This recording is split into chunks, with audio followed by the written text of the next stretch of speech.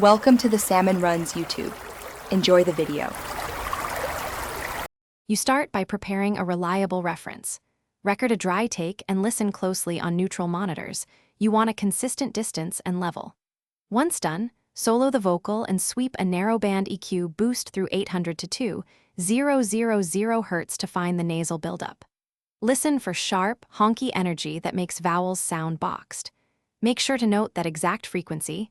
That is your target. This precision lets you act decisively without killing presence. Now you perform the surgical work. Insert a parametric EQ and set a narrow Q between 4 and 8 at the identified frequency, pulling between 3 and 8 decibels to taste. Once applied, switch between the cut and bypass to judge musicality. You're removing nasal energy without dulling the vocal. If brightness disappears, use parallel processing to blend an uncut track back in or apply mid-side to keep stereo openness. Make sure to refine bandwidth and depth until consonants remain clear. Finish by polishing in context.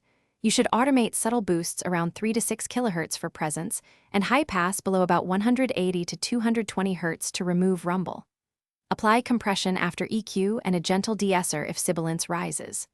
Once done, listen in the full mix and make small automation moves for problem passages. If things go wrong, if the vocal sounds hollow or thin, ease off the notch, widen the Q, and recheck phase relationships between tracks. That usually fixes over-surgical results. Thanks for watching. Consider subscribing if we helped you.